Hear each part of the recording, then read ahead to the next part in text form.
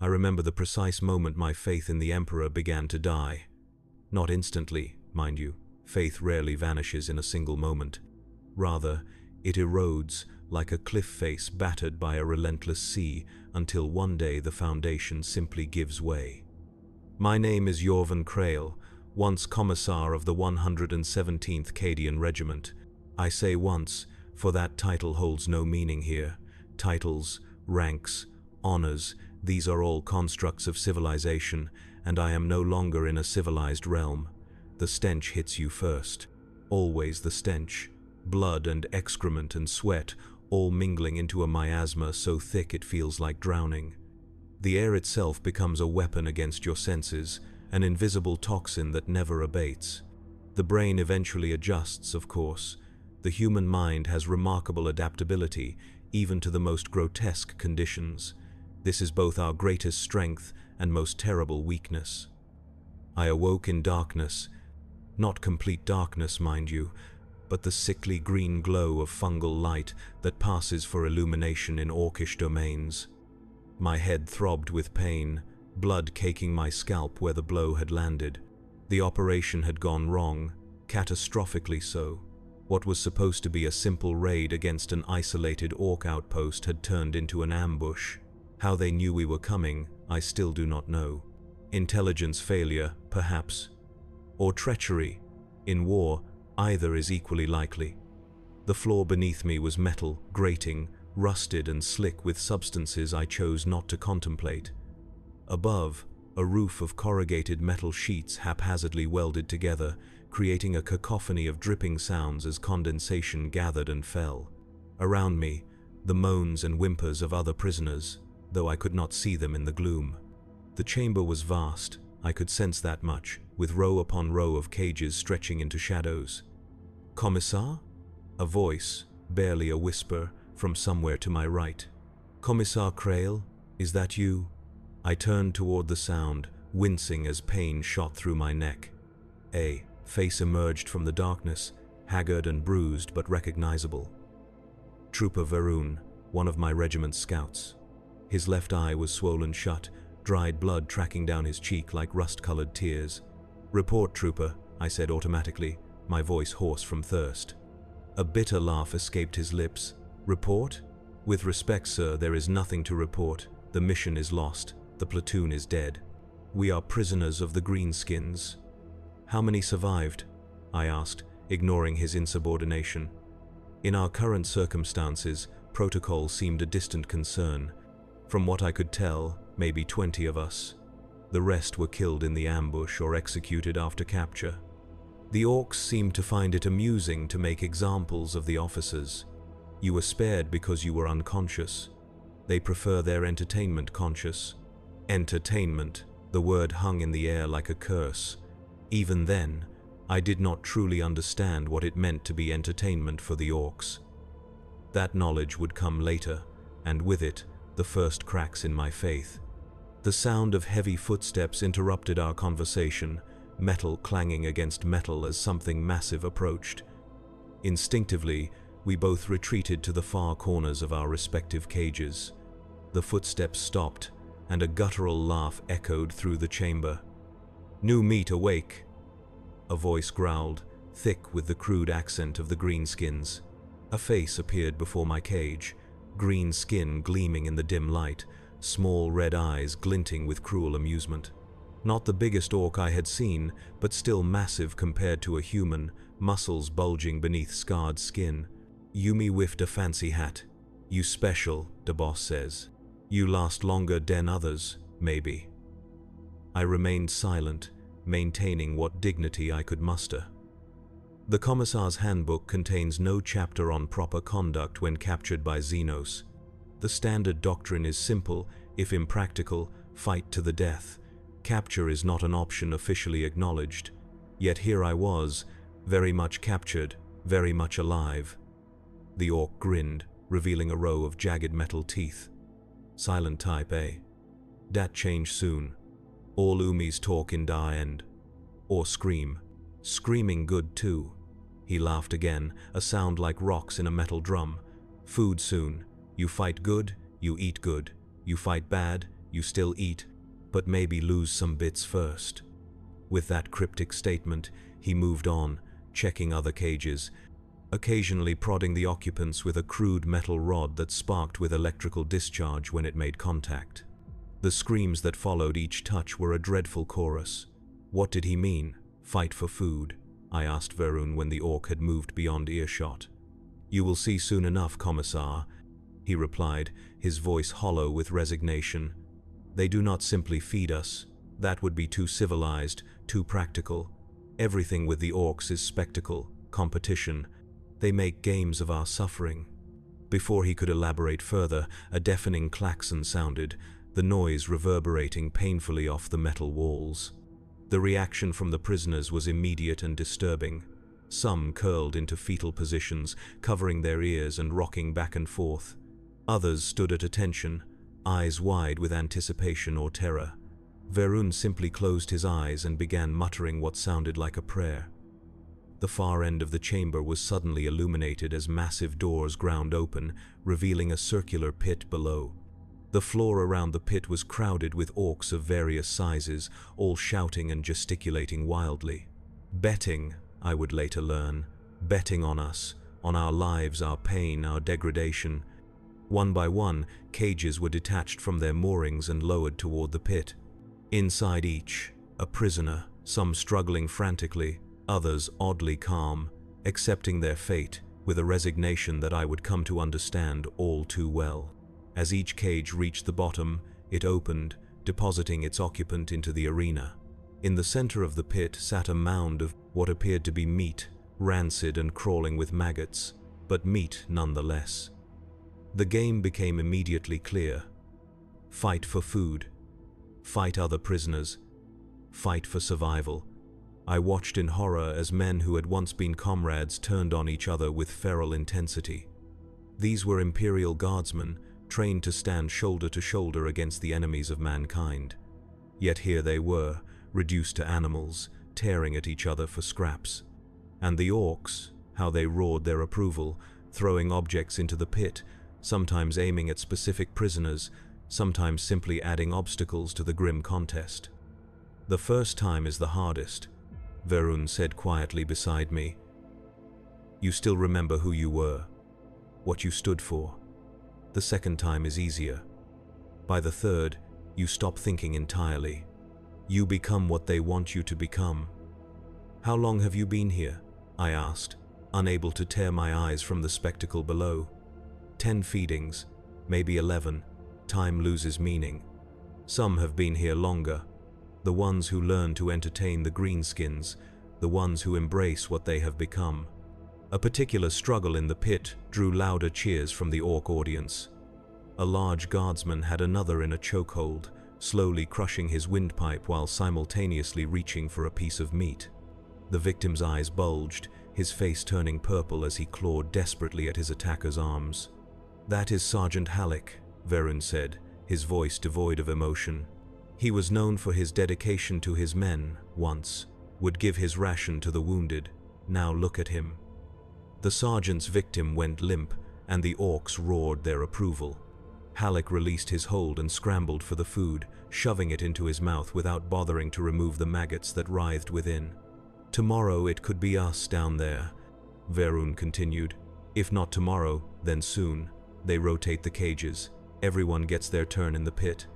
I wanted to say something reassuring, something about maintaining faith in the Emperor, about the strength of the human spirit. The words that had always come so easily during battlefield addresses now stuck in my throat. What meaning did such platitudes have in this place? What relevance did the God Emperor have in this metal hell where humanity itself was stripped away bite by bite? As if reading my thoughts, Varun spoke again. "The Emperor cannot see us here, Commissar. This place exists outside his light. I should have reprimanded him for such heresy, should have reminded him of his duty, his faith. Instead, I remained silent, watching as below us Imperial guardsmen tore each other apart for rotting scraps while aliens laughed. That night, lying on the cold metal grating of my cage, listening to the moans of the wounded and the occasional bellowing laugh of an orc guard, I found myself unable to pray. The words of the Imperial Creed, memorized since childhood, seemed to evaporate from my mind. In their place, a single question repeated endlessly: what would I do when my cage was lowered into that pit? What would remain of Commissar Jorven Krael when faced with starvation and the primal need to survive? I did not sleep. Sleep was a luxury that belonged to another life. Instead, I existed in a state of wary consciousness, alert to every sound, every movement. Survival instinct, taking hold already. The human animal, emerging from beneath the veneer of civilization. The green fungal light never fully dimmed, casting the chamber in perpetual twilight. In this half-light, I took inventory of my prison. The cage was roughly 3 meters by 2, with a height that forced me to stoop slightly when standing. The bars were a hodgepodge of metal, some clearly scavenged from Imperial vehicles, others of unknown origin, all welded together with the crude effectiveness characteristic of Orcish construction. Not pretty, but functional, solid. My captors had stripped me of my uniform jacket, bolt pistol, and power sword. Of course, the symbolic items of my office, my commissar's cap and red sash, were also gone, likely claimed as trophies. I still wore my black uniform trousers and boots, though the latter had been relieved of their hidden blade compartments. My identification tags still hung around my neck, the Imperial Aquila pressed against my chest like a small, cold reminder of a world that seemed increasingly distant. Across from me, Varun had managed to find sleep, his breathing steady, occasionally interrupted by small, whimpering sounds. To my left, an empty cage, its previous occupant perhaps one of those I had witnessed in the feeding pit. To my right, a figure sat motionless, facing away from me. As if sensing my attention, the figure turned. It was an elderly man, his face a web of wrinkles and scars, white beard matted with dirt and blood. His eyes, however, were startlingly clear, intense blue orbs that seemed to glow in the dim light. "The Commissar awakens," he said, his voice surprisingly strong for his apparent age. "I wondered when you would join our little community." "You know who I am?" I asked, a wheezing sound that might have been a laugh. "Everyone knows the Commissar, the man who shoots cowards, the embodiment of Imperial justice. Tell me, Commissar, where is your justice now?" I did not answer. There was no answer to give. "My name is Thorn," he continued after a moment. "Once a Medicae in the 44th Valhallan. Before your time, I expect. I have been in this charming establishment for what I estimate to be 3 standard months." 3 months. The thought was staggering. "How have you survived?" I asked. "By being useful," he replied simply. "The Orcs have a crude understanding of medical care, mostly involving amputations and cauterization, but occasionally they require something more delicate. Keeping a prisoner alive for extended torture, for instance. That is where I come in." "You help them torture your fellow humans?" I could not keep the disgust from my voice. Another wheeze of laughter. "Judge me not, Commissar. In here we are all compromised. You will be too, soon enough. But no, I do not assist in torture. I merely patch up the victims afterwards, when the Orcs tire of their screams. I extend their suffering, yes, but also their lives. Sometimes long enough for what you might call a merciful end." The implication was clear. Euthanasia. Mercy killing. Another crime to add to the list of heresies I was witnessing. Another violation of Imperial law that, in this context, seemed almost like compassion. "There will be another feeding tomorrow," Thorn said, changing the subject. "Your cage is in the rotation. Be prepared." "What advice would you give?" I asked, swallowing my pride. In this place, survival superseded rank. Thorn regarded me thoughtfully. "You are strong for an officer, and you have the advantage of your training. But strength alone will not save you. The Orcs do not care only about who wins their little games, they care about who entertains. Sometimes, a good loss is more valuable than a victory. You suggest I lose deliberately? I suggest you understand the true nature of your predicament. You are not a prisoner of war, Commissar. You are a performer in a theater of cruelty. Learn the role that keeps you alive the longest." With that cryptic advice, he turned away again, conversation apparently over. I was left alone with my thoughts, turning his words over in my mind. A performer in a theater of cruelty. The concept was anathema to everything my training had instilled in me. Commissars did not perform. We commanded, we enforced, we embodied the unbending will of the Emperor, but the Emperor was not here. In his place were the greenskins, with their crude jokes and crueler entertainments. And I was beginning to understand that survival in this place might require a flexibility that my rigid training had never prepared me for. Morning, if such a term had meaning in this timeless hell, announced itself with the return of the Orc guards. They moved through the chamber, prodding prisoners awake with their shock rods, occasionally stopping to torment those who reacted in particularly amusing ways. I sat rigidly in my cage, determined to show no weakness, no fear.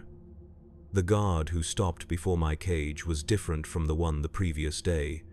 Larger, with a crude mechanical augmentation replacing his left eye, he peered at me with a mixture of curiosity and anticipation. "Commissar man," he growled. "You fight today. Boss says make it good show, or you end up as squig food." He leaned closer, metal eye whirring as it focused. "I bet many teeth on you. You win, maybe I bring extra food later. You lose, I cut off fingers one by one." With that encouraging speech delivered, he moved on, leaving me to contemplate the additional pressure of orcish gambling on my survival. Beside me, Thorn stirred. "An honor," he said dryly. "Grimtooth himself has taken an interest in you. He is one of the boss's lieutenants. His favor can be valuable, if dangerous." I was about to inquire further when the now familiar klaxon sounded, signaling the beginning of the feeding ritual. Around us, prisoners reacted with the same mixture of terror and resignation I had observed the day before. Verun was awake now, his face set in grim determination. "Your turn today, Commissar," he said. "Remember, they want a show. Give them what they want, and you might survive." "And sacrifice my dignity in the process," I replied bitterly. A sad smile crossed his face. "Dignity? Look around you, sir. There is no dignity here. Only survival." Before I could respond, my cage gave a violent lurch. The sensation of falling was brief but intense, my stomach seeming to rise into my throat as the cage descended toward the pit. Around me, other cages were similarly in motion, containing the day's chosen performers. The noise hit me first as my cage approached the level of the orc spectators, a wall of sound, cheering, jeering, the clashing of crude weapons against metal surfaces. The smell came next, the stench of orcish bodies, a pungent mixture of sweat, fungus, and machine oil that somehow cut through even the omnipresent reek of the prison. My cage touched down on the floor of the pit with a jarring impact. Across from me, 3 other cages landed in similar fashion. I recognized one of the occupants, Corporal Deshin, a heavy weapons specialist from 3rd Platoon. The others were strangers to me, though their Imperial Guard uniforms, tattered and filthy as they were, marked them as comrades. A particularly large orc, his massive body covered in elaborate scars and crude tattoos, stepped forward to the edge of the pit. He wore what appeared to be a necklace made of human fingers, and his tusked mouth was set in a permanent leer. "Today special," he bellowed, his voice carrying easily over the crowd noise. "We got Commissar man Big Boss Umiye who shoots his own boys. Now we see if he good at fighting or just good at killing scared Umis." The crowd roared its approval, and I felt a surge of hate so pure it momentarily overwhelmed my fear. I silently vowed that if I somehow survived this ordeal, this particular orc would die by my hand. With a grinding sound, the doors of our cages swung open. For a moment, none of us moved, each taking the measure of the others, of the arena, of our odds. In the center, as before, sat a pile of meat, this time accompanied by a few containers that might have held water. The orc leader laughed at our hesitation. What waiting for? Fight or no food? Maybe no fingers either. He made a cutting motion across his hand that needed no translation. Corporal Deshin was the first to move, sprinting toward the food pile with surprising speed for a man who had been imprisoned and malnourished. One of the strangers followed suit, while the third backed against the wall of the pit, clearly hoping to avoid conflict entirely. I stepped cautiously from my cage, assessing the situation. The pit was approximately 15 meters in diameter, its floor packed earth mixed with what looked disturbingly like dried blood. The walls rose about 5 meters to where the orcs gathered, high enough to prevent escape, low enough to give the spectators a good view. Scattered around the arena were various objects, clearly placed there deliberately: a length of chain, a splintered piece of wood, a jagged metal shard. Weapons, of a sort, or at least implements that could be used as such. Another aspect of the entertainment. Deshin had reached the food pile and was struggling with the other prisoner, who had made a dash for it. They grappled awkwardly, each trying to secure some portion of the meager feast while denying the other. The orcs above howled with laughter at the spectacle.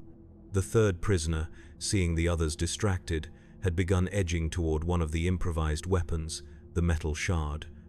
A strategic thinker, that one. I found myself automatically analyzing his movements, his posture, identifying him as the most dangerous of my opponents, and they were opponents now, not comrades.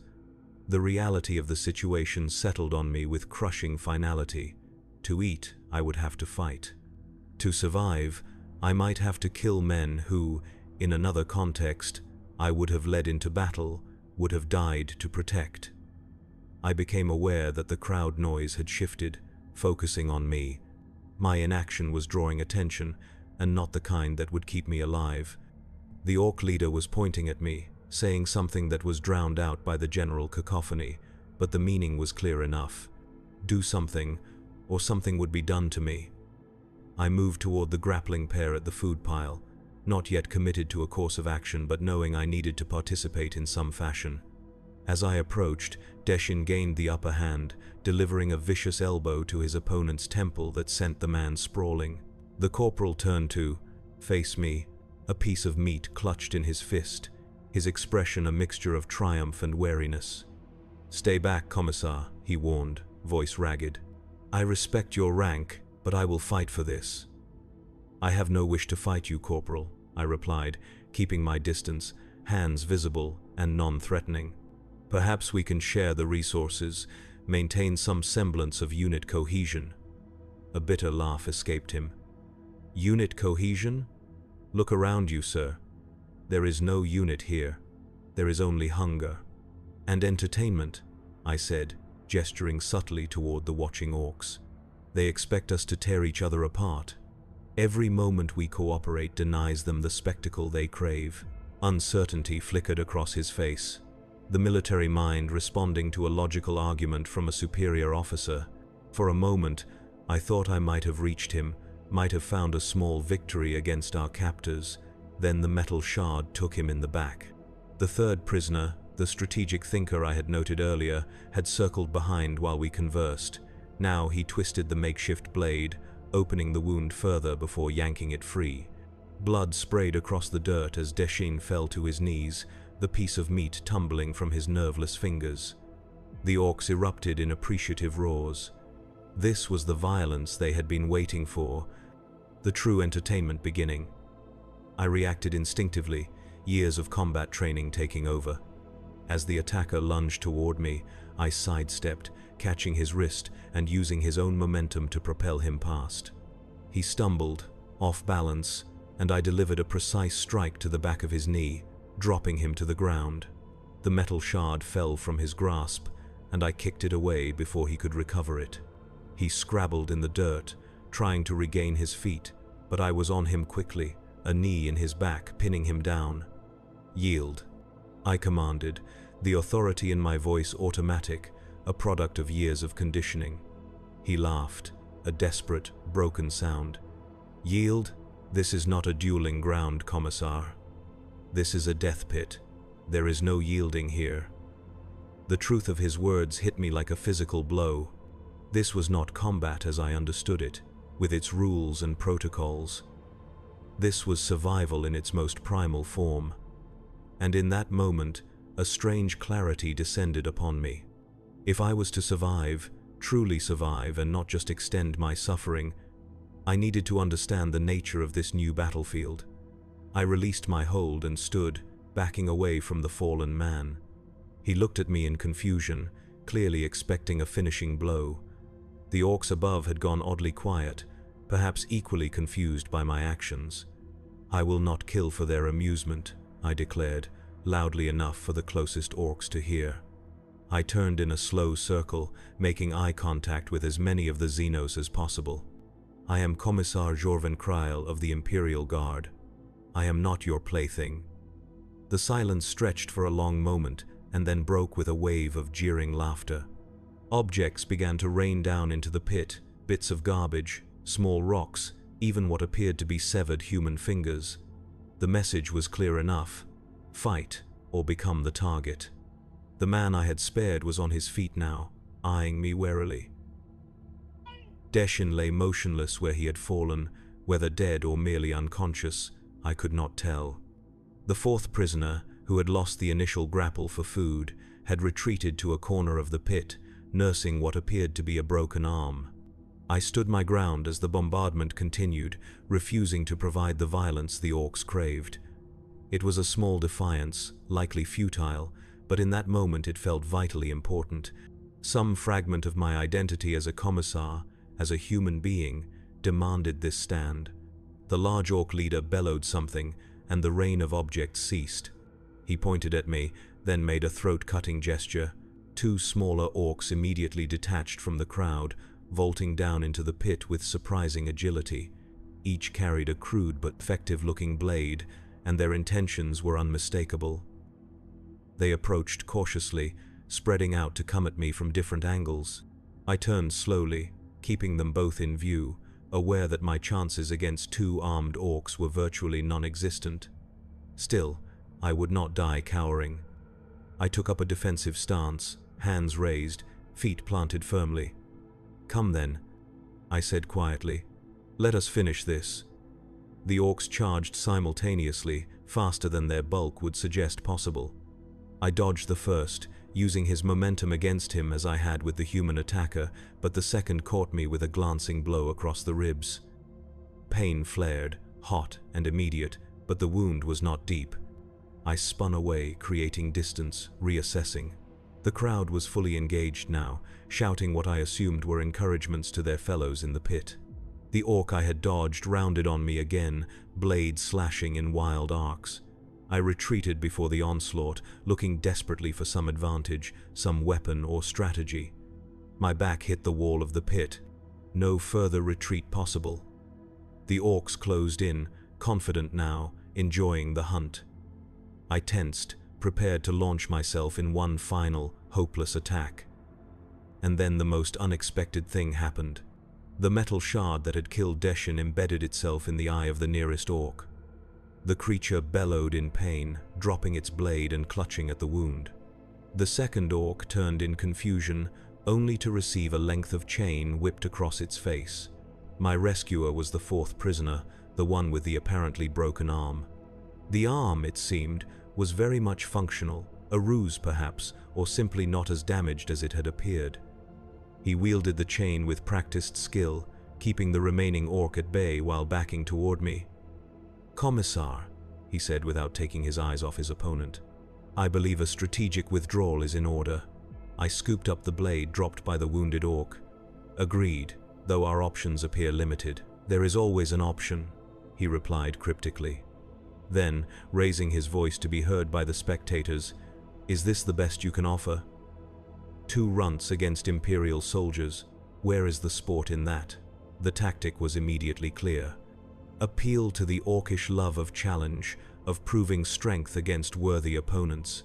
It was a gamble, but one born of desperate circumstances, and remarkably, it seemed to work.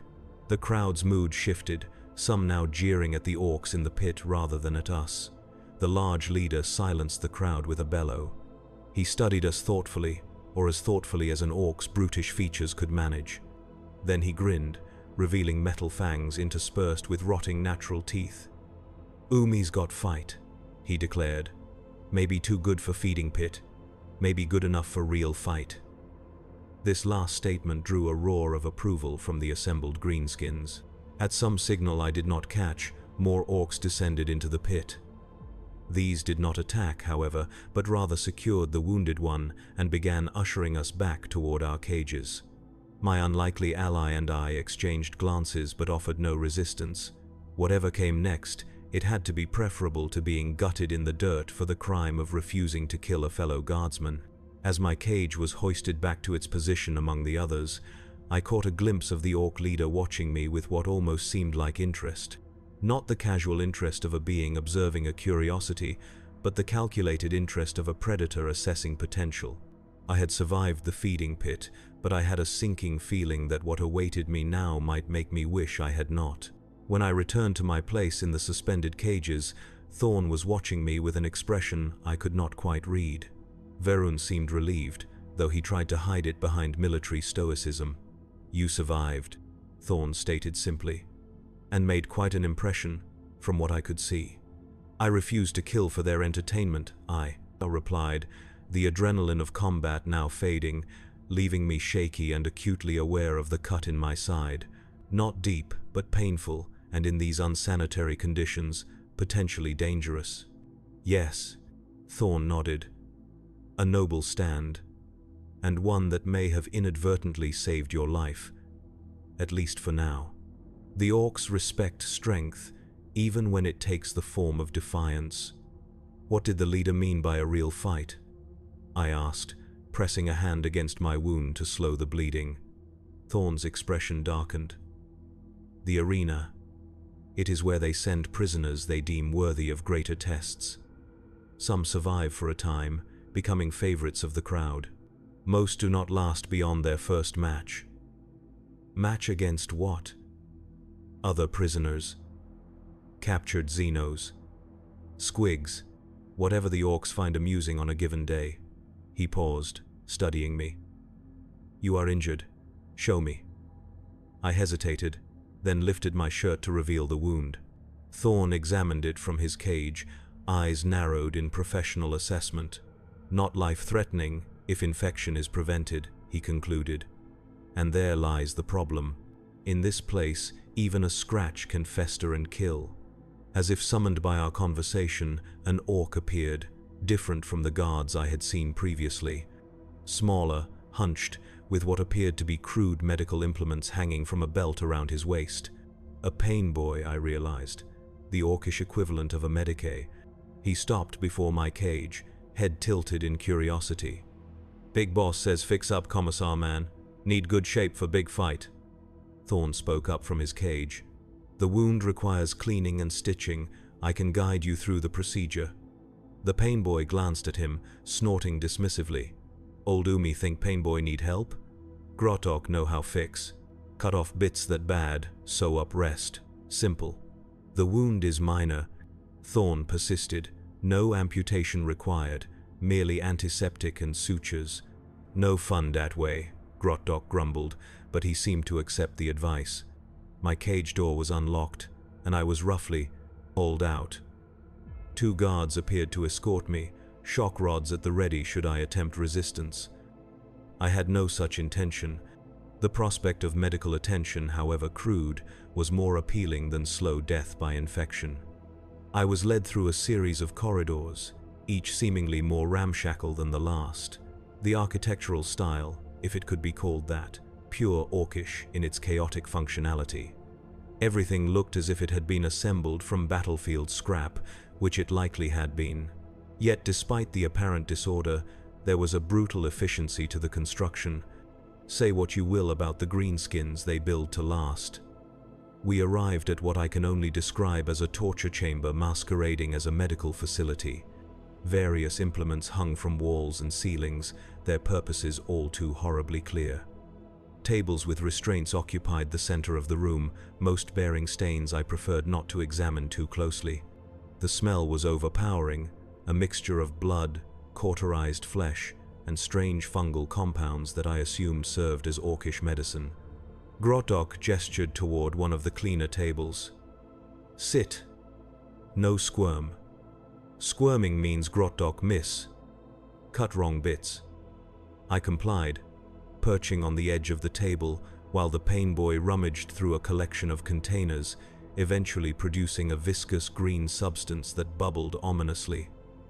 Good medicine, he declared, dipping a filthy cloth into the mixture. Kill bad stuff, hurt lots, but umie tough, yes? Before I could respond, he pressed the cloth against my wound. The pain was immediate and intense, a burning sensation that went beyond mere physical discomfort. It felt as if acid was eating into my flesh, spreading outward from the cut. I clenched my jaw to prevent crying out, determined to maintain some shred of dignity. Grotdok watched my reaction with obvious disappointment. No scream? Boring. He continued his ministrations, eventually producing what looked like a needle fashioned from bone and some kind of sinew for thread.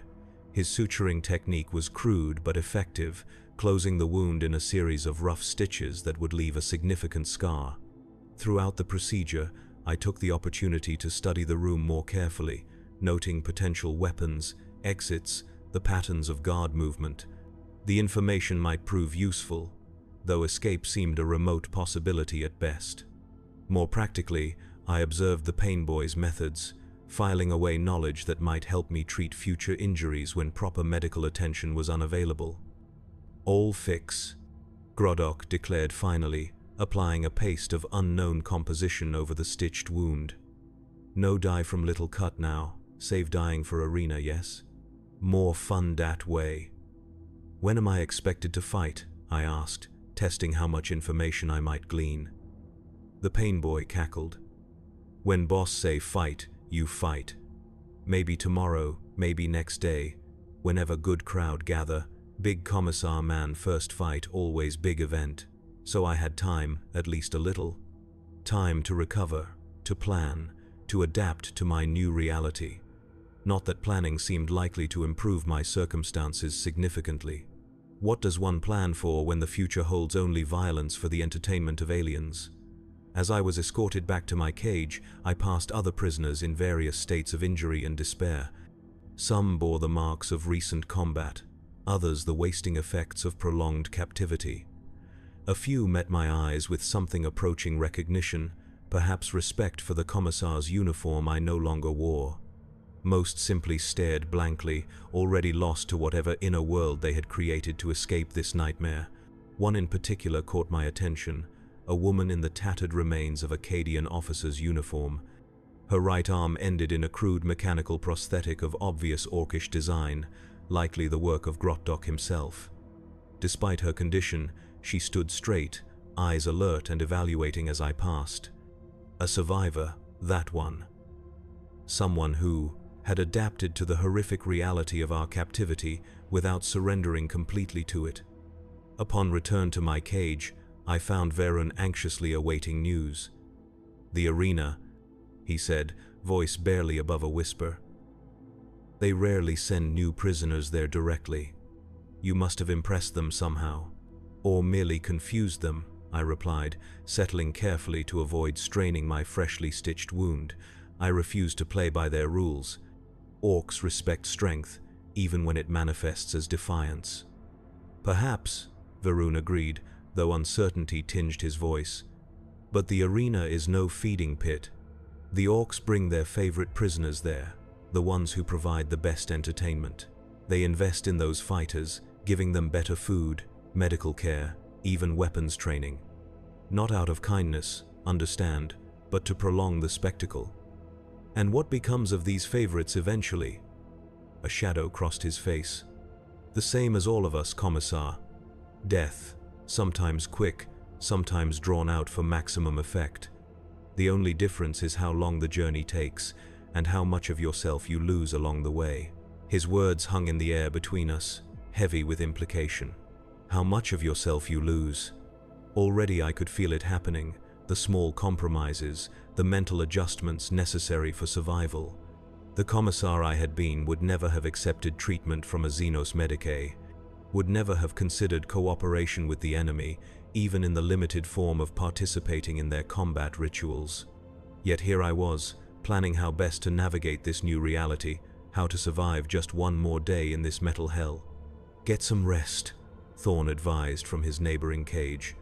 "Your wound may be treated, but your body needs recovery, and your mind more so.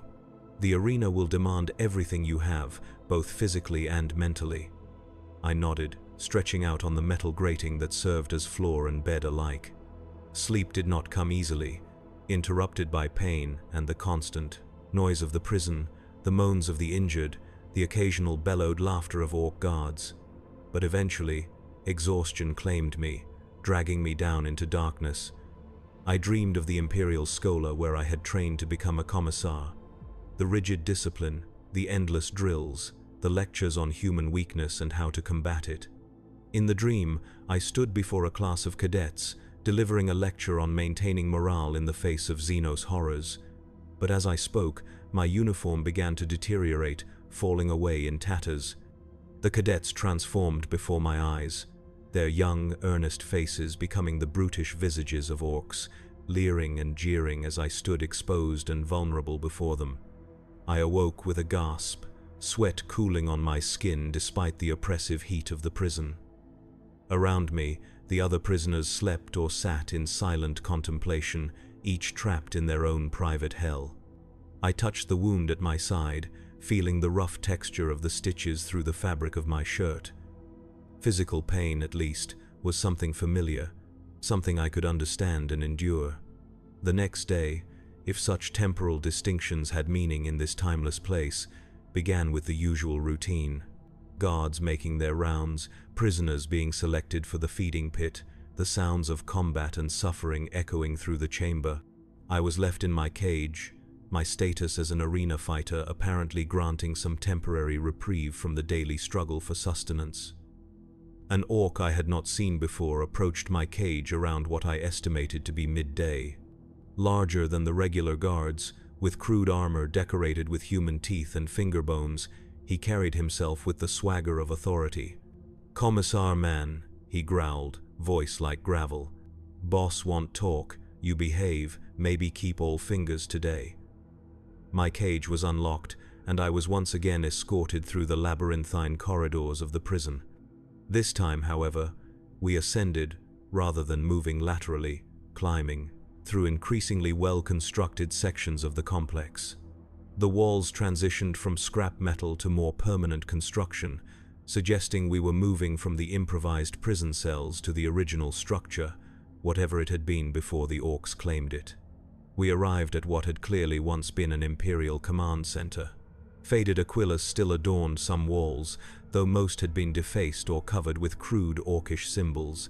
The tactical display table in the center of the room now served as a throne of sorts, piled with trophies of war, human and otherwise, and upon this macabre throne sat the largest orc I had ever encountered, Warboss. The word surfaced in my mind automatically, a classification drilled into me during tactical training. This was no mere leader of a raiding party. This was a warlord, a commander of armies, a being of terrible purpose and power. His skin was darker than that of his subordinates, nearly black in places, crisscrossed with scars that spoke of countless battles survived. One eye had been replaced with a bionic implant, glowing red in its metal socket. His massive frame was augmented with crude but effective-looking mechanical enhancements, and the power claw that served as his right arm hummed with barely contained energy. "So," he rumbled, his voice surprisingly articulate for an orc. "This is the commissar who refuses to fight proper. The Umier who thinks he too good for Grizgutz's entertainment." I stood as straight as my injuries would allow, meeting his bionic gaze without flinching. "I am Commissar Jorvin Kryl, servant of the God Emperor of mankind. I do not perform for Xenos amusement." A deep, rumbling laugh emanated from the war boss. "All Umis perform, Commissar man. Some just take longer to learn their part." He leaned forward, the throne creaking under his massive weight. "You fought my boys in the pit. Fought good, but didn't kill when kill was easy. Why?" The question caught me off guard. I had expected.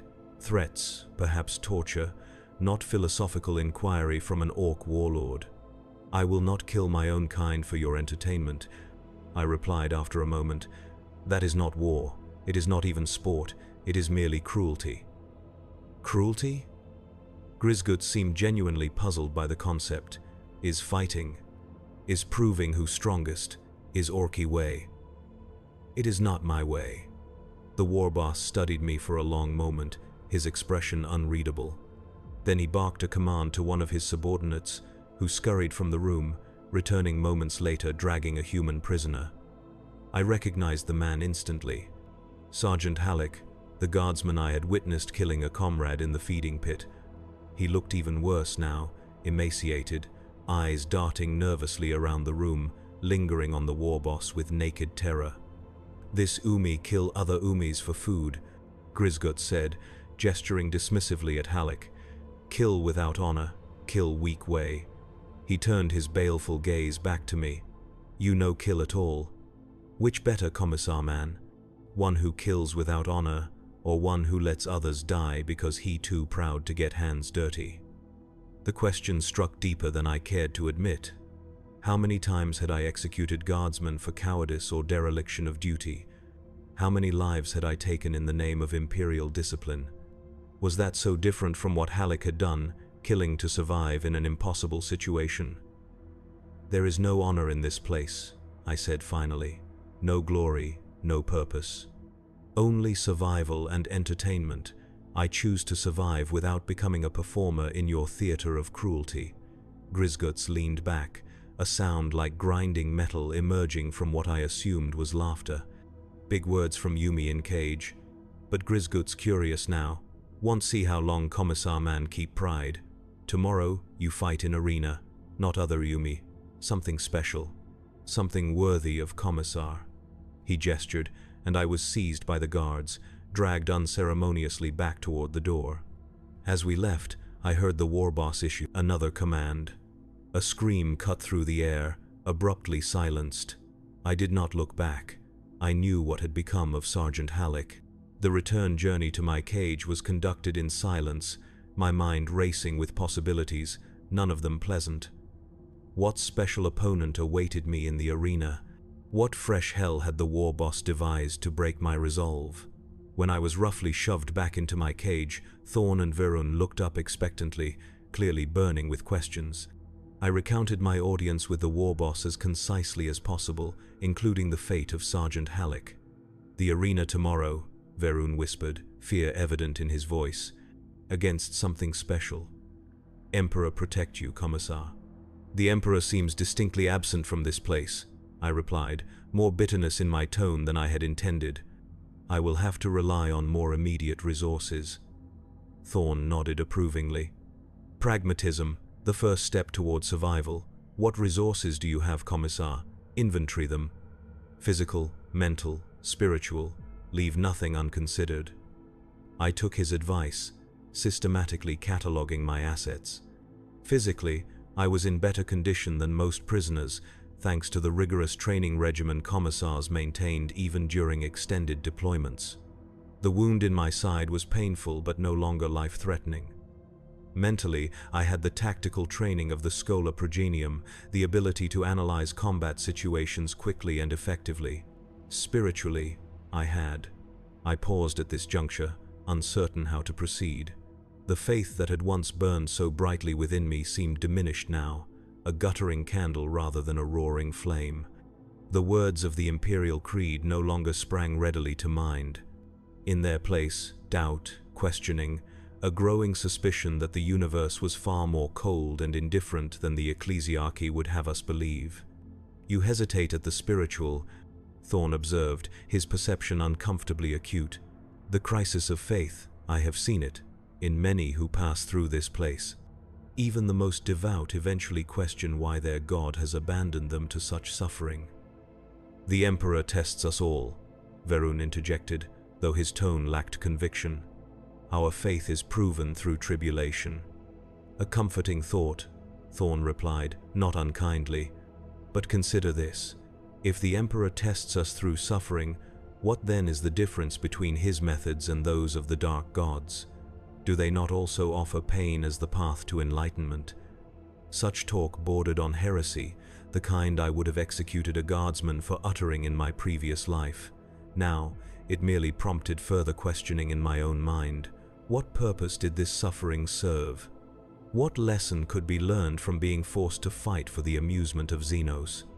I was spared from pursuing this uncomfortable line of thought by the arrival of food, if the slop pushed through the cage bars could be dignified with such a term. Still, it was sustenance, and I consumed it mechanically, knowing I would need all the strength I could muster for whatever awaited me in the arena. That night, sleep eluded me entirely. I spent the hours in meditation, a practice taught at the Schola to clear the mind before battle. I visualized various combat scenarios, potential opponents, strategies for victory or at least survival. But without knowing what I would face, the exercise felt hollow, a futile attempt to prepare for the unknowable. Morning announced itself with increased activity among the guards, an air of anticipation evident in their movements. Today was a spectacle day. Today, a commissar would fight in the arena. The thought was clearly exciting to the greenskins, whose love of violence was matched only by their love of novelty. I represented both. 4 guards came for me, more than previously, suggesting either respect for my potential as a threat or the importance of the event. Perhaps both. They bound my hands before opening the cage, taking no chances with their prized combatant. "Good fortune, Commissar," Varun called as I was led away. The traditional Imperial Guard farewell before battle, though we both knew fortune had little to do with what awaited me. The arena, when I finally saw it, was both more and less impressive than I had imagined. A converted hangar bay, its ceiling open to the polluted sky above, its floor covered in sand stained dark with blood of various colors. Surrounding the central fighting area were tiered seating arrangements, already filling with orcs of all sizes, from runts barely larger than human children to massive knobs rivaling the war boss himself in bulk. I was taken to a holding area beneath the stands, where various creatures were confined in cages similar to those in the main prison, though these were ground level rather than suspended. Most of the occupants were human, presumably other fighters who had graduated from the feeding pits to this more formal entertainment. But there were other species as well. A snarling Kroot warrior, something that might once have been an Eldar but was now so mutilated as to be barely recognizable, even what appeared to be a juvenile tyrannid, though how the orcs had managed to capture and contain such a creature was beyond my comprehension. My bonds were removed, and I was ushered into a preparation area where, to my surprise, my commissar's uniform jacket and cap awaited. Both had been crudely repaired, the jacket missing its right sleeve entirely, the cap stained with what was likely the previous owner's blood. Still, they were symbols of my office, my identity, and I donned them without hesitation. "Look proper now," one of the guards commented, sounding almost approving. "Good fight better when fighters look part." A weapon rack stood against one wall, containing an assortment of Imperial Guard issue equipment, likely scavenged from the battlefield where I had been captured. I was directed to select one item. My hand hovered over a las gun briefly before moving on. In close quarters combat, a bayonet would serve better than a ranged weapon with limited ammunition. I selected a combat knife, testing its edge and weight. Serviceable, if not ideal. A klaxon sounded, and the crowd noise above increased dramatically. The guard gestured toward a ramp leading up to the arena floor. "Go," he said simply. "Fight good, die good. Either way, make good show." I ascended the ramp with measured steps, forcing myself to move deliberately rather than rushing or hesitating. The noise hit me like a physical force as I emerged into the open arena, a wall of sound composed of shouts, jeers, and the clashing of weapons against armor or shields. The crowd, seeing my commissar's uniform, reached new heights of excitement. In the center of the arena stood the war boss, Grizguts, his massive form even more imposing in the open space. He raised his power claw for silence, and remarkably, the crowd obeyed. the noise dropping to a low murmur of anticipation. "Today," Grizguts bellowed, his voice carrying effortlessly to the furthest reaches of the stands, "we got special fight. Imperial Commissar Man, big boss who shoots coward Umis, against something from Umie nightmares, something that eat worlds and never stop." A sinking feeling settled in my stomach. Surely he could not mean. A gate at the far end of the arena ground open, and my worst fears were confirmed. The creature that emerged was unmistakable, despite its relatively small size. A Tyrannid warrior, its chitinous armor gleaming dully in the sunlight, its multiple limbs ending in wicked talons, its eyeless head swiveling as it scented the air, and sensed me. The crowd erupted in excited shouts as the creature oriented toward me, its posture shifting from cautious to predatory in an instant. I raised my knife, knowing full well how hopelessly outmatched I was. A commissar against a Tyrannid warrior was not a duel, it was an execution. Grizguts retreated to a downs, a protected observation platform, his booming laugh audible even over the crowd noise. "Fight, start now," he declared, "no end until one dead." The Tyrannid charged, covering the distance between us with frightening speed. I dodged its initial rush, rolling across the sand and coming up in a defensive crouch. The creature recovered quickly, more quickly than something its size should have been able to, pivoting to face me again. I circled warily, knife held low and ready, searching for weaknesses. The Tyrannid's carapace appeared damaged in several places, likely from previous arena fights, or perhaps its original capture. One limb moved slightly out of sync with the others, suggesting an injury not fully healed. Vulnerabilities, but how to exploit them with only a combat knife. The creature charged again, but this time I stood my ground, waiting until the last possible moment before sidestepping. As it passed, I slashed at the damaged limb, feeling the knife connect with something softer than carapace. Ichor sprayed across the sand, and the Tyrannid screeched, a sound that vibrated painfully in my skull. The crowd roared its approval, and I was reminded that this was not merely combat for survival. It was performance. The longer I lasted, the more entertainment I provided, the more value I had to my captors. It was a sickening calculus, but one I could potentially use to my advantage. The Tyrannid circled more cautiously now, wary of my blade. I used the moment's reprieve to scan the arena more thoroughly, looking for anything that might serve as an additional weapon or tactical advantage. The sand was littered with debris from previous contests, bones both human and Xenos, fragments of armor, the occasional glint of metal.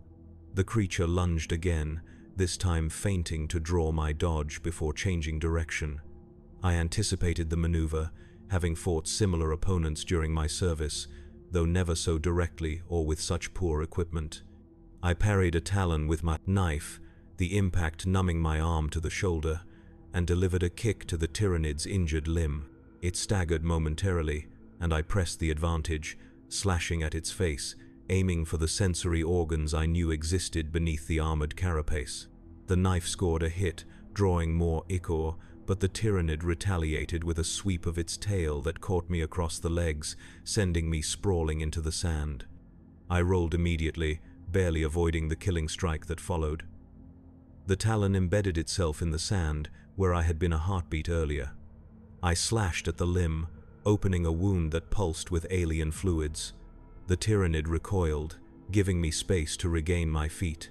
The crowd was fully engaged now, cheering and jeering with each exchange. I caught glimpses of orcs exchanging what I assumed were wagers, teeth changing hands as the fight progressed. My survival had become a gambling proposition. The thought would have been amusing in other circumstances. The combat continued in this fashion for what felt like hours but was likely only minutes. A dance of attack and counter, wound and riposte, neither of us able to land a decisive blow. The Tyrannid was stronger, faster, better armed by nature, but I had intelligence, training, and most critically, experience fighting its kind. I knew the patterns, the tendencies, the weaknesses. Still, attrition would favor the Xenos. Its regenerative capabilities, even diminished by captivity, outstripped mine. Each exchange left me more battered, more fatigued, while the tyrannid seemed tireless, driven by instincts older than humanity itself. A misstep, a moment of fatigue-induced slowness, and I failed to completely avoid a slashing talon. Pain erupted along my left arm as the chitin edge opened a deep gash from shoulder to elbow. The crowd's excitement peaked at the sight of human blood, fresh roars of approval echoing through the arena. I retreated, trying to put space between myself and the increasingly aggressive tyrannid. It sensed weakness now, injury, the prospect of a kill. My options were dwindling rapidly. The knife, effective as it had been for defense, lacked the stopping power needed to bring down a creature of this size. My back hit something solid, a support pillar at the arena's edge. No further retreat possible. The tyrannid advanced deliberately now, savoring the coming kill in whatever alien way its species comprehended such concepts. I tightened my grip on the knife, determined to sell my life dearly if this was indeed the end. And then I saw it, half buried in the sand near my foot. The unmistakable shape of a frag grenade, likely dropped by a previous combatant, or perhaps deliberately placed as an element of chance in the arena battles. Either way, it represented my only real hope of survival. I lunged for it just as the tyrannid charged. My hand closed around the metal sphere as talons slashed across my back, tearing through the uniform jacket and into flesh beneath. I rolled with the impact, coming up in a crouch, grenade now clutched in my bloody hand. The tyrannid rounded for another charge. I waited, timing essential now. Too soon, and it would have time to evade. Too late, and I would not survive to deploy the weapon.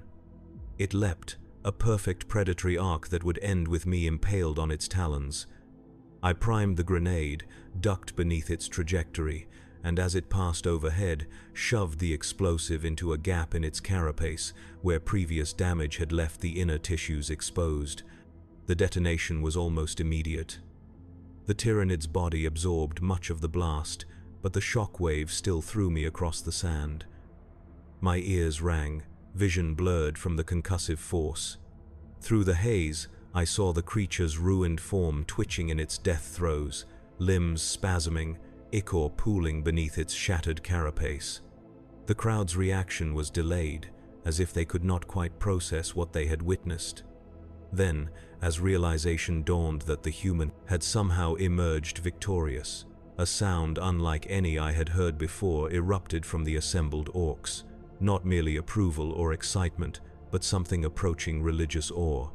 A human, armed with only a knife, had defeated a tyrannid warrior in single combat. It was the kind of improbable victory the orcish mind was perfectly evolved to appreciate. I struggled to my feet, swaying with exhaustion and blood loss. My uniform hung in tatters, more red now than black with the blood that soaked it. But I stood, knife still clutched in one hand, facing the warboss's observation platform with all the dignity I could muster. Grizguts himself seemed momentarily speechless, his bionic eye whirring as it focused and refocused on me. Then he threw back his massive head and laughed, a sound like artillery fire that echoed through the arena. "Commissar man full of surprises," he bellowed when his mirth subsided. "Grizguts like surprises, make life interesting. You live today, fight again soon. Maybe something even better next time." I was retrieved from the arena floor by the same guards who had escorted me there, though their demeanor had shifted subtly. There was something approaching respect in their rough handling, as if I had become more than just another human prisoner in their eyes. Rather than returning me directly to my cage, I was taken to the Medicae area, where Grotdok waited with his dubious healing arts. The pain boy seemed almost gleeful at the extent of my injuries, taking particular interest in the talon slash across my back. "Good wounds," he declared, applying his burning unguent to the gashes. "Clean cuts. Heal good with right medicine. Make good scars. Scars important for arena fighters. Show survival." I endured his ministrations stoically, too exhausted to do otherwise. When he had finished stitching and binding my wounds, I was given water and what passed for food in this place, though of noticeably better quality than the slop served to regular prisoners. protein-rich meat of uncertain origin, some kind of fungal bread that was surprisingly palatable. The message was clear. I had become an investment, a source of entertainment worth maintaining. When I was finally returned to my cage in the main prison chamber, word of my victory had already spread. Prisoners watched me pass, with expressions ranging from awe to calculation. I had survived the arena, defeated a tyrannid in single combat. In the bizarre social hierarchy of the prison, this elevated me to a status just below the orcs themselves. Verun greeted me with naked relief, while Thorn merely nodded, as if my survival confirmed some private theory of his. "The arena champion returns," he said, no mockery in his tone despite the grandiose words. "You have achieved what few humans ever have, Commissar, the respect of the orcs." Respect? I collapsed onto the floor of my cage, every muscle screaming in protest. Is that what this is? Being forced to fight Xenos abominations for their amusement? In orcish culture, yes, Thorn replied. Combat is their religion, their art, their science. By surviving, by fighting well, you have earned a place in their mythology. "I want no place in their mythology," I muttered, though even as I said the words, I recognized their futility. What I wanted had ceased to matter the moment I was captured. There was only what was and what might be. "Nevertheless, you have it," Thorn continued, "and with it comes certain privileges. Better food, medical care, perhaps even certain freedoms within the compound. These can be leveraged, Commissar, for survival or perhaps something more." The implication was clear. Escape. The word hung unspoken between us, too dangerous to voice aloud, yet suddenly more tangible than it had been before. My new status might indeed create opportunities, openings in the otherwise impenetrable security of the prison. But at what cost? I had already compromised so much, participating in their blood, sports, accepting their crude medical care, consuming their food.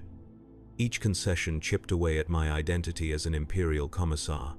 How much could be sacrificed before nothing remained of Jorven Kryl but an empty shell, a performer in the Orcs' theater of cruelty? The days that followed established a new routine. I was fed regularly, given water that was almost clean, allowed periodic visits to a washing area where the worst filth could be removed. My wounds were checked by Grotdok, healing well despite the primitive nature of his treatments. And each day, I was taken to a training area where I was permitted to exercise, to maintain the physical condition that made me valuable as an arena fighter. It was during these training sessions that I encountered her again, the woman with the mechanical arm I had glimpsed during my first escort through the prison. Up close, I could see that she was indeed Cadian, the distinctive purple eyes marking her heritage unmistakably. The mechanical arm was cruder than I had initially thought, a painful-looking assemblage of scavenged parts that whirred and clicked as she moved. "Commissar Krail," she greeted me, her voice strong despite her obvious physical hardships. "Your reputation precedes you, the Tyrannid Slayer, they call you now." "And you are?" I asked, continuing my exercise routine, wary of showing too much interest. "Major Alara Ven, 89th Cadian," she replied, "or I was, before this." She gestured around us with her mechanical arm. "Now I am simply another performer in the arena." "How long?" 6 months, give or take. Time blurs after a while. She watched my movements critically. "Your form is good, but you favor your right side too obviously. In the arena, such tells can be fatal." I adjusted my stance, recognizing the validity of her observation. "You've survived 6 months in the arena. That suggests considerable skill." A ghost of a smile crossed her face. "Skill, luck, and a willingness to become what is necessary to survive. The orcs appreciate innovation in combat. Predictability bores them, and bored orcs find new entertainment. We trained together after that, sharing techniques, strategies, observations about various opponents we had faced or might face in the future. Major Ven had encountered nearly every type of creature the orcs threw into the arena, from other human prisoners to Xenos of various species. even some of the orcs' own feral squigs, when other entertainment was lacking. During our sessions, always watched by guards but rarely interrupted, we spoke of other things as well. Of the prison's layout, of the patterns of guard rotation, of the hierarchy among our captors, information gathering, disguised as casual conversation. Preparing, always preparing, though neither of us explicitly mentioned escape. I learned that the prison was part of a larger complex, a former Imperial outpost that had been overrun during the initial Orc invasion of the planet. The arena had once been a landing bay for shuttles, the feeding pit a storage area for supplies. The Orcs had simply adapted the existing structures to suit their own barbaric purposes. Major Ven had mapped much of the facility during her time as an arena fighter, the elevated status granting her more mobility than regular prisoners. She knew the schedules of guard changes, the locations of weapon stores, even the habits of the war boss himself. Grizguts is more intelligent than most of his kind, she told me during one session, her voice low to avoid being overheard. He understands the value of keeping certain prisoners alive, not just for entertainment but for information. He interrogates Imperial officers personally, extracting what tactical knowledge he can before sending them to the arena. To what end? I asked. Orcs are not known for strategic warfare. This group is different, more organized, more purposeful. Grizguts has ambitions beyond random violence. He studies his enemies, learns from them.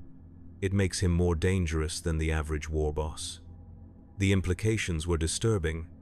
An Orc leader capable of strategic thought, of adapting Imperial tactics to his own forces, could pose a threat far beyond the usual greenskin warbands. Such information would be invaluable to Imperial command, if it could be delivered. Another motivation for escape. Then, not merely personal survival, but duty. The thought brought a strange comfort, a connection to the commissar I had been before captivity. Duty had always been my North Star, my guiding principle. Perhaps it could be again. Weeks passed in this fashion, training, healing, gathering information. I fought twice more in the arena, once against a captured Kroot mercenary, once against a pair of human prisoners who had earned the Orcs' displeasure.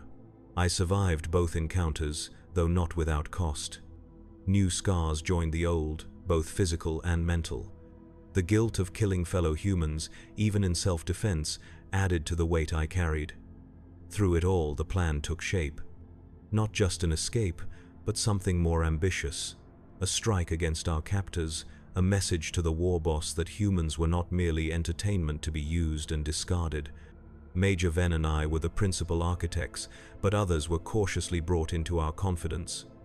Thorn, with his medical knowledge, a former tech priest who had knowledge of the facility's systems from before its capture, even one of the human trustees who had earned limited freedom by serving the Orcs as a translator.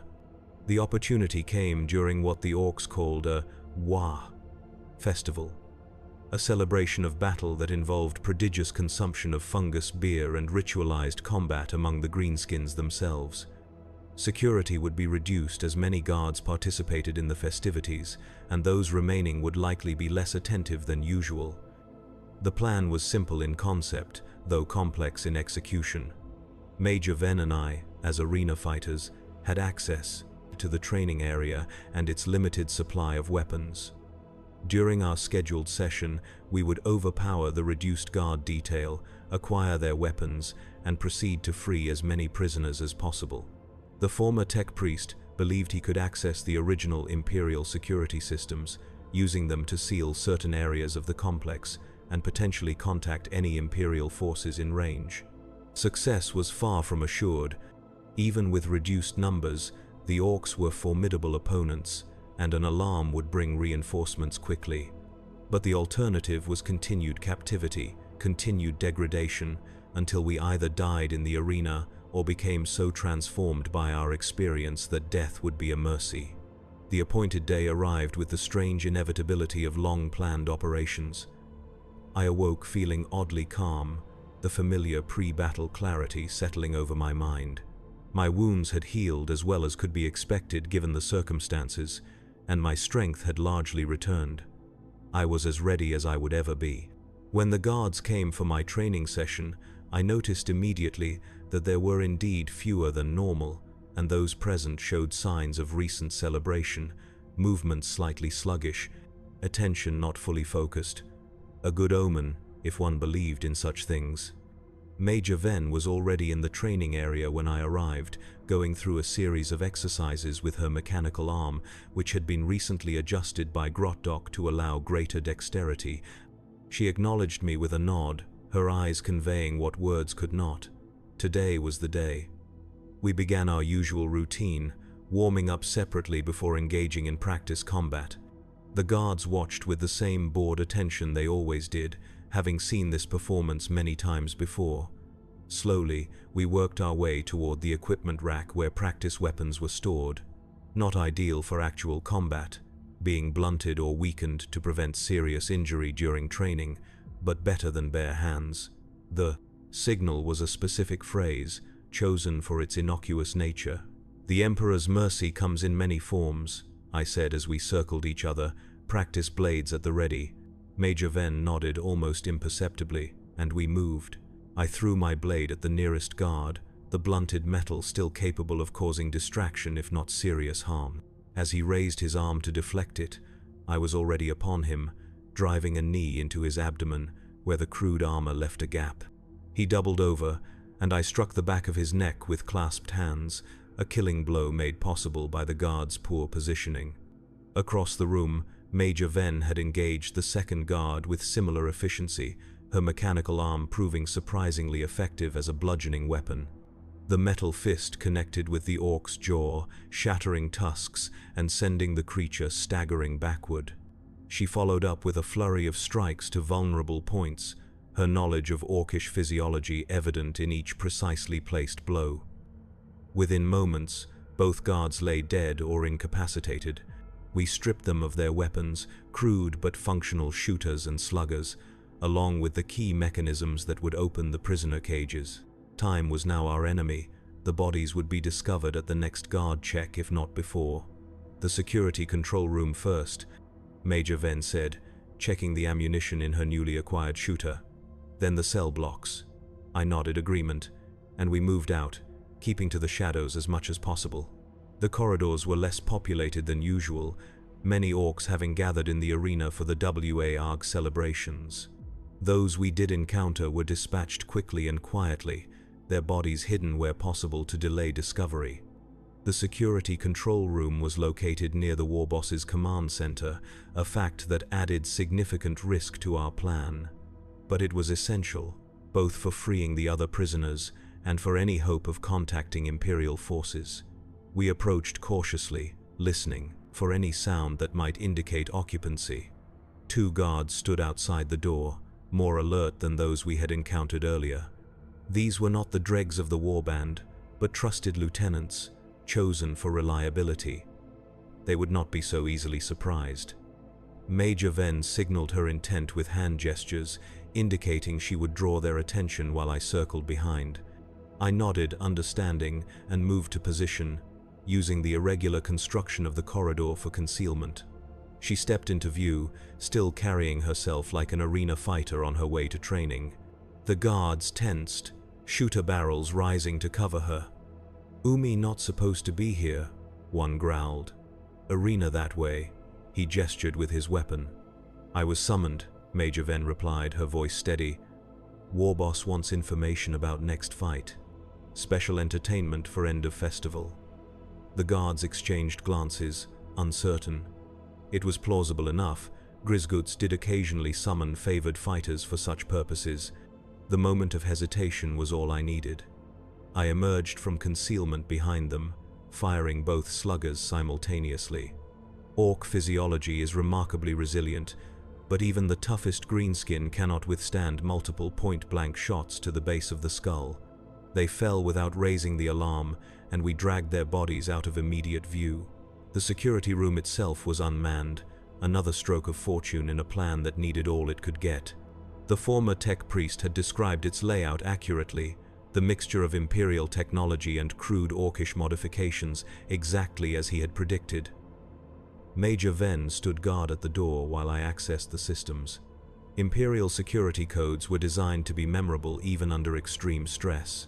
I entered the emergency override sequence the tech priest had provided, and was rewarded with the distinctive hum of systems responding. The display flickered, Imperial script replacing the crude Orcish symbols that had overlaid it. I initiated the cell block release sequence for the prisoner areas, while simultaneously activating the emergency beacon. If any Imperial forces were within range, they would receive the standard distress call. Whether they would respond was another matter entirely. This planet had been written off after the initial Orc invasion, the survivors presumed dead or as good as. Alarms began to sound throughout the facility, not the result of our detection, but rather the automatic response to unauthorized system access. The element of surprise was now gone, but in its place was chaos, and chaos could serve our purpose just as well. "Time to move," Major Ven said from her position at the door. "The cells will be opening now. We need to arm as many prisoners as possible before the Orcs organize a response." We headed for the nearest armory, guided by the facility map now displayed on my commandeered data slate. The alarm had created exactly the confusion we had hoped for, Orcs running in multiple directions, some to battle stations, others to the prisoner blocks, still others to the arena, where many of their leaders would be gathered. None paid particular attention to two armed figures moving purposefully through the corridors, just two more bodies in the growing chaos. The armory was guarded, as expected, but the defenders were looking outward for an approaching threat, not expecting an attack from behind. We eliminated them efficiently and accessed the weapons store. Inside was a treasure trove of Imperial equipment, captured during the initial invasion and subsequent raids. Lasguns, autoguns, even a few heavier weapons like flamers and melter guns. By now, prisoners were emerging from the opened cells, moving cautiously at first, then with growing confidence as they realized the opportunity being presented. The first group to reach us included Verun and Thorn, both looking shocked but determined. "Commissar," Verun greeted me, his voice thick with emotion. "We thought, when you did not return, that you had died in the arena." "Nearly," I replied, handing him a lasgun from the armory stores. "But it seems the Emperor had other plans." Thorn accepted a weapon as well, examining it with the careful precision of a medicae inspecting a surgical tool. "I have not fired one of these in many years," he said quietly, "but I believe the necessary muscle memory remains." More prisoners arrived, and we distributed weapons and brief instructions. Not all would fight, I knew that. Some were too broken by captivity, too injured, or simply lacked the will. But many would, if only for the chance to die with a weapon in hand rather than for the entertainment of their captors. As the armory emptied, Major Ven and I prepared to move to the next stage of the plan. The primary goal was escape, to get as many prisoners as possible to the surface and potentially to an Imperial vessel if our distress call was answered. But I had a secondary objective, one I had not shared with the others: Grizguts. The war boss who had turned humans into entertainment, who had stripped away dignity and identity with the casual cruelty unique to his kind. Intelligence value aside, I wanted him dead, needed him dead in a way that transcended tactical considerations. It was personal now, a vendetta that would not be satisfied until I saw the light fade from his bionic eye. "You are thinking of going after him," Major Ven said, reading my expression with disconcerting accuracy. "It is a suicide mission, you know that." "I know," I acknowledged, "but some things must be done, regardless of the cost. Get the others out. If I succeed, I will follow. If not, ensure that what we learned here reaches Imperial command." The nature of this warband, its organization, its leaders' tactics, it could save lives in future conflicts. She studied me for a long moment, then nodded once, sharply.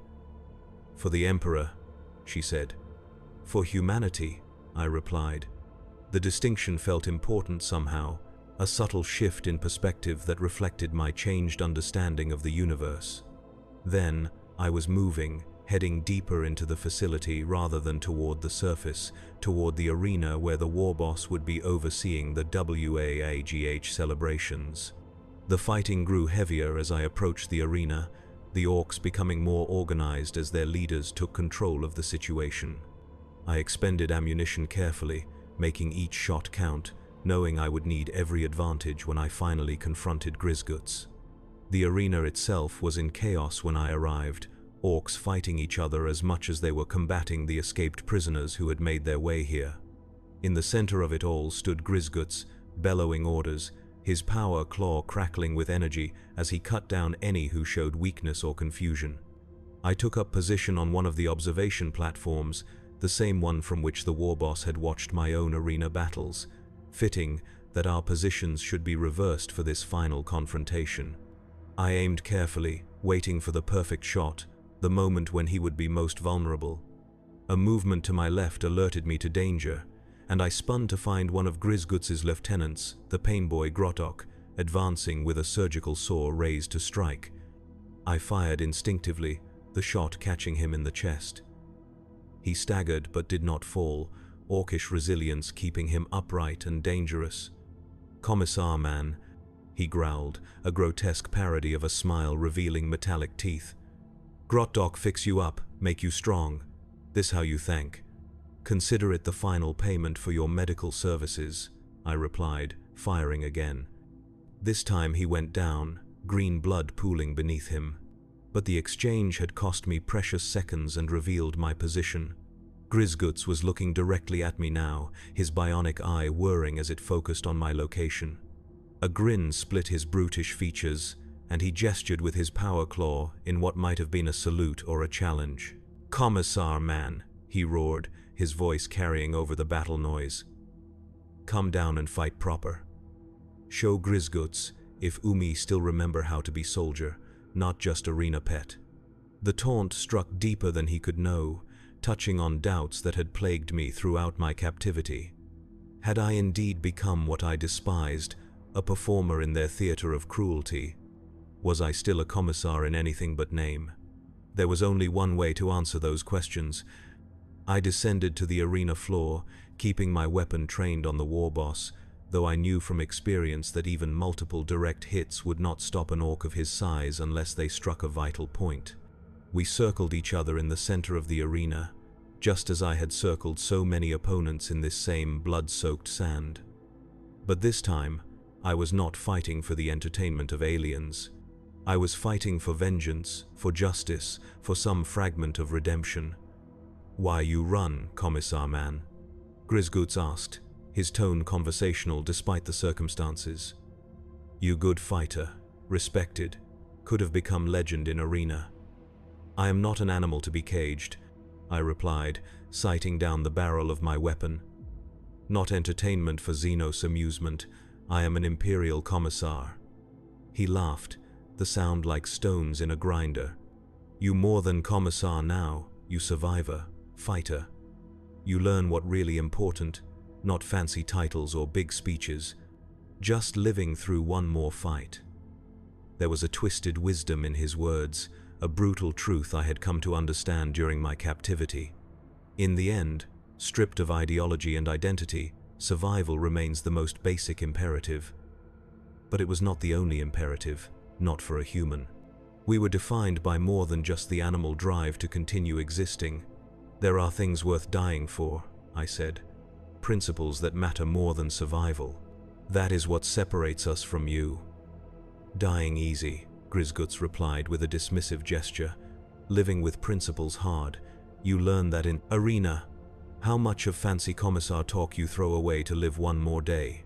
The question struck home, echoing thoughts that had tormented me during the darkest moments of captivity. How much had I compromised? How much of Jorven Kryl, Imperial Commissar, remained after all I had endured and done? But in that moment of confrontation, facing the architect of so much suffering, I found clarity. Yes, I had changed. Yes, I had compromised. But the core remained, the essential humanity that no amount of orcish cruelty could eradicate. "Enough talk," I said, raising my weapon. "Let us finish this as warriors." Grisguts roared his approval and charged, Power Claw leading, faster than anything his size had any right to move. I fired repeatedly, aiming for vulnerable points, the shots impacting with visible effect but not slowing his advance. I dove aside at the last moment, feeling the rush of air as the Power Claw passed inches from my head. Rolling to my feet, I continued firing, focusing now on his bionic eye, hoping to blind him at least partially. A lucky shot connected, and the eye exploded in a shower of sparks. Grisguts bellowed in pain and rage, swinging wildly now, his movements less coordinated but no less dangerous. I circled, looking for an opening, knowing that my ammunition was limited and running out rapidly. The opening came when he overextended on a Power Claw swing, momentum carrying him forward and exposing his back momentarily. I closed the distance instantly, pressing the barrel of my weapon against the base of his skull, and fired the remaining ammunition in a sustained burst.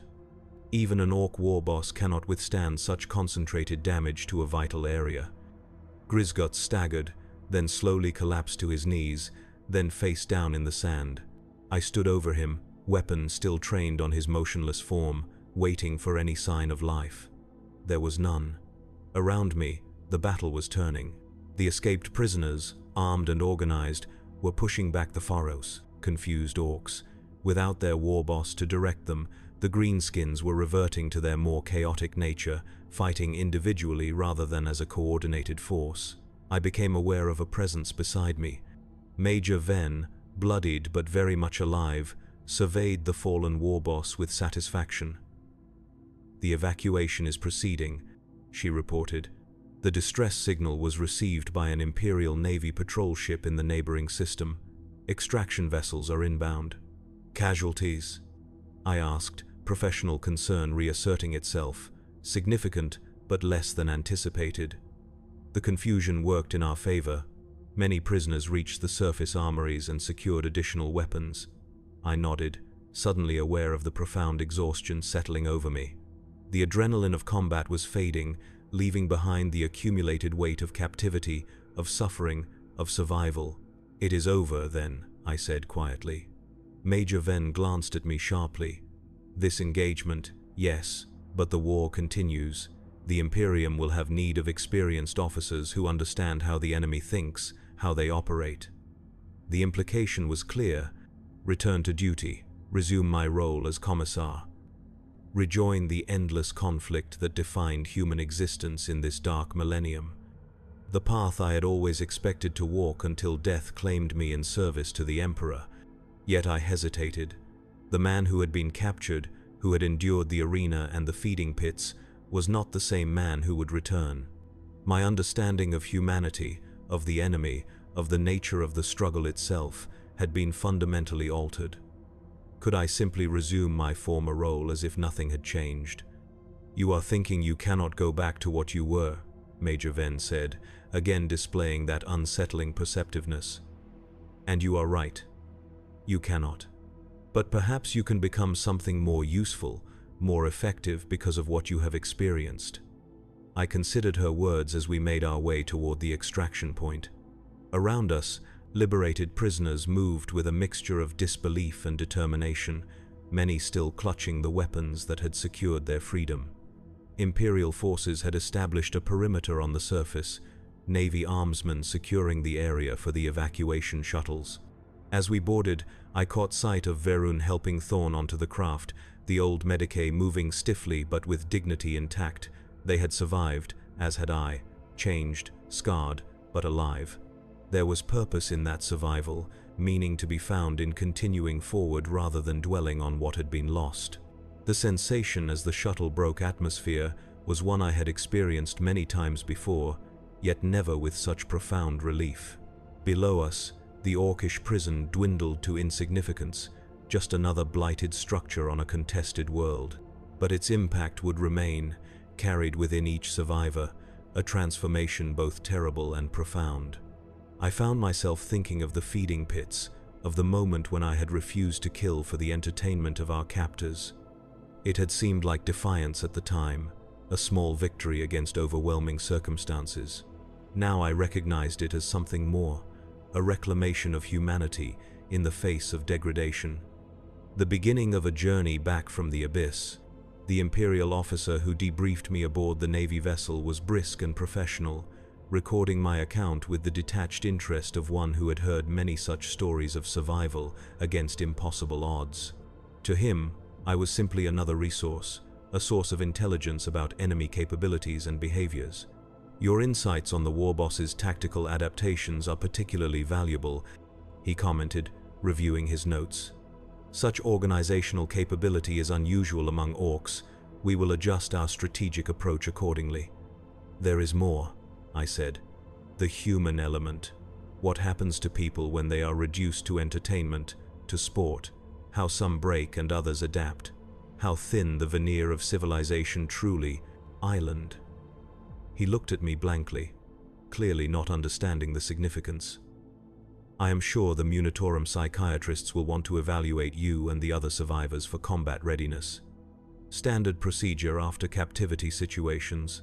Combat readiness, as if the only value in our experience was whether we could be returned to the front lines." Perhaps he was right. From the Imperium's perspective, the war machine required fuel, and that fuel was human lives, human suffering. Yet I could not help but feel there was a lesson in what we had endured, something fundamental about the nature of humanity when stripped of its protective structures, something both horrifying and hopeful. We had the capacity to become animals, yes, to fight over scraps and betray comrades for momentary advantage. But we also had the capacity to resist, to maintain some core of dignity, even in the most degrading circumstances.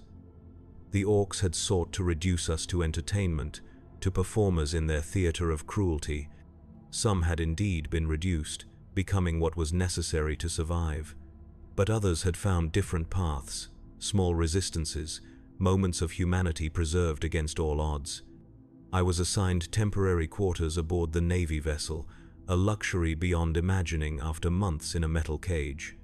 Clean bedding, private washing facilities, food that was not only nutritious but actually palatable, simple comforts that I had once taken for granted, now appreciated with almost religious gratitude. Sleep remained elusive, however. When I closed my eyes, I saw the feeding pits, the arena, the faces of those who had not survived. I heard the roar of the orc crowd, the screams of the dying, the desperate sounds of humans fighting over rotting meat. These memories would fade in time, perhaps, but never disappear entirely. They were part of me now, woven into the fabric of my being. On the third day of our journey back to Imperial space, I sought out Major Venn. She was in the ship's training area, moving through a series of exercises designed to rebuild strength and coordination, her mechanical arm now attended to by proper tech priests rather than the crude ministrations of Grotdock. "Commissar," she greeted me, "the medical officers tell me you have declined their offer of augmetic replacements for your damaged tissues." I touched the scar that ran along my jaw, a souvenir from the Tyrannid warrior. "Some marks should remain visible, I think. Reminders." She nodded, understanding. "And your plans once we return? Will you resume your commissarial duties?" The question had occupied much of my thinking since the rescue. The commissariat would expect it, would see no reason why I should not continue as before. I had survived captivity, had even organized a successful breakout. My file would note the experience as a commendation rather than a concern. "I am not certain the commissariat is where I can best serve now," I said slowly, the thought taking shape as I spoke it. "My understanding of the enemy, of human response to extreme conditions, might be better utilized in special operations or perhaps intelligence analysis." A hint of a smile touched her lips. A commissar questioning his ordained role, another change wrought by captivity. "Not questioning the importance of the role," I clarified. "Merely my own suitability for it, given what I now understand. The Imperium needs its symbols of authority, its enforcers of discipline, but it also needs those who understand the reality beneath the symbols, the true nature of both the enemy and ourselves." "And you believe you now possess such understanding?" I considered her question carefully.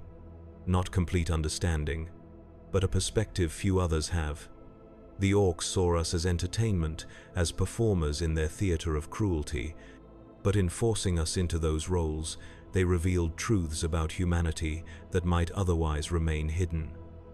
About resilience, about adaptation, about what remains when everything else is stripped away. "And what does remain, Commissar Kreil?" she asked, her exercise forgotten as she studied me intently. "Choice," I said after a moment. "Even in the most constrained circumstances, even when reduced to the most basic struggle for survival, we retain the ability to choose our response, to fight with dignity or surrender to animalistic instinct, to help others or focus solely on personal survival, to maintain our humanity or become merely another performer in the theater of cruelty." She nodded slowly, a lesson worth learning perhaps. "Even at such cost?" "Worth sharing as well," I added. "Which is why I have begun writing a report, not just on the tactical aspects of the Orc warband, but on the psychological impact of captivity, on the methods of resistance, on the patterns of survival, information that might help others who find themselves in similar circumstances." "The Commissariat may not look favorably on such focus," she warned. "They prefer their doctrine uncomplicated by psychological nuance." "Then perhaps my future lies elsewhere," I said. "The Ordo Xenos might value such insights. Or perhaps a training role, preparing those who might face capture to resist manipulation and degradation."